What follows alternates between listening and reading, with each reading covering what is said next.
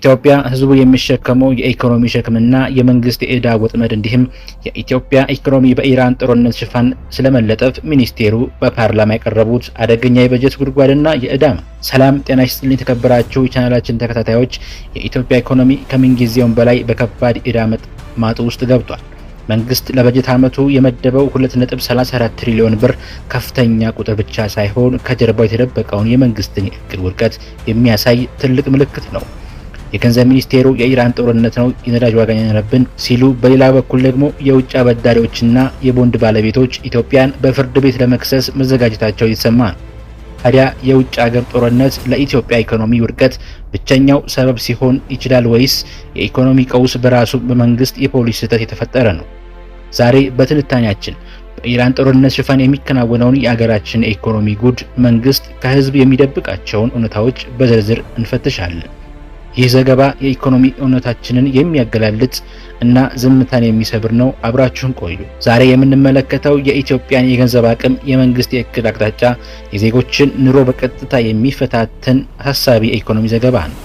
የገንዘብ ሚኒስቴሩ አቶ አህመድ ሽዴ ለመጪው 2026-2027 በጀት ዓመት ያቀረቡት የ2.34 ትሪሊዮን ብር በጀት በሁለት ትላልቅ ስጋቶች የተሸበሸበ ነው። አንደኛው የአገሪቱ ውስጣዊ የዕዳ አዝቅጥ ሲሆን፣ ሁለተኛው ደግሞ በኢራንና በአሜሪካ መካከል ያለው ጦርነት ተብሎ የተሰጠው ሽፋን። ጥያቄው ግን ይህ ነው፣ መቼ ድረስ ነው የውጭ ሀገር ጦርነት የኢትዮጵያ ኢኮኖሚ መውደቂያ ሰበብ የሚሆነው? የመጀመሪያው ዝርዝር መረጃ ስንመለከተው የበጀት ግዙፍ እድገት ወይስ የዋጋ ግሽበት የሚለው ይሆናል። ባለፈው ዓመት 1.92 ትሪሊዮን ብር የነበረው በጀት ወደ 2.34 ትሪሊዮን ብር ከፍ ብሏል። ይህ ማለት በጀት ዓመቱ በታሪካዊ የዋጋ ግሽበት ውስጥ እንደሚያልፍ መንግስት በራሱ አምኗል። መንግስት ለዚህ ጭማሪ ነዳጅ ድጎማ እንደ ዋና ምክንያት ቢያቀርብም ይህ ድጎማ በእርግጥ ለህዝቡ ነው ወይስ በመንግስት ዕዳ ክፍያ የተፈጠረውን ክፍተት ለመድፈን የተደረገ ድራማ? ሁለተኛ ደግሞ የቦንድ ባለቤቶች እና የኢትዮጵያ ክብርን እንመለከታለን። ሀገሪቱ በ10 ወራት ውስጥ 8.7 ቢሊዮን ዶላር ማግኘቷን እንደ ትልቅ ድል እየተነገረ ነው። ነገር ግን ይህ ገቢ የውጭ አበዳሪዎችና የቦንድ ባለቤቶች በአገሪቱ ላይ የሚያደርጉትን ጫና ሊቀንስ አልቻለም። የቦንድ ባለቤቶች መንግስት ለመክሰስ እያሰቡ መሆናቸውን አገሪቱ ዓለም ስምምነት ላይ መድረሷን ተቃርበናል የሚለው የመንግስት ቃል የቆየ የተለመደ ዲፕሎማሲ ማዘናጊያ እንጂ መፍትሄው ከዳር መድረሱን የሚያሳይ አይደለም። የ10.1% እድገት ትንበያ እውነታ ወይስ ቅዠት የሚለው ደግሞ መንግስት የ10.1% የኢኮኖሚ እድገት እንደሚኖር ይተነብያል። ነገር ግን በግጭት በከፍተኛ የዋጋ ግሽበትና በዕዳ ወጥመድ ውስጥ ያለች ሀገር ይህንን መሰል የእድገት ቁጥር በማምጣት የምትችለው እንዴት ነው? የነዳጅ ድጎማን በጦርነት ሽፋን ሰበብ ማድረግ የኢኮኖሚን ውድቀት መደበቂያ መጋረጃ መጠቀም ተገቢ ነው ወይ?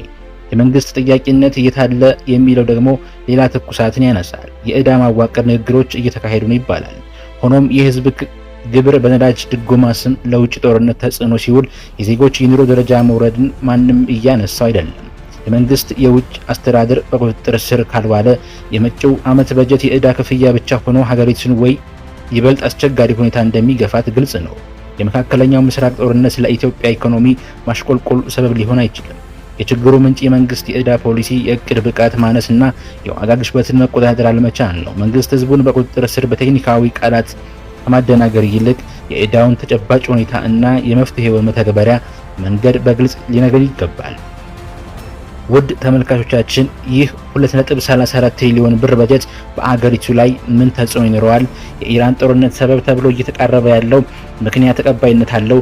መንግስት ከቦንድ ባለቤቶች ጋር የገባበት ያለው ችግር ምን ውጤት ይኖረዋል ብሎ ያስባሉ? አስተያየቶን በኮሜንት ላይ ያኑሩ። የኢትዮጵያ ኢኮኖሚ እውነታ ለመግለጽ እና ድምጽ ለመሆን ለሚያደርጉት ጥረት ይህንን ቪዲዮ የምትመለከቱ ተከታታዮቻችን ሼር በማድረግ የቻናላችን ቤተሰብ ይሁኑ። ሰላም።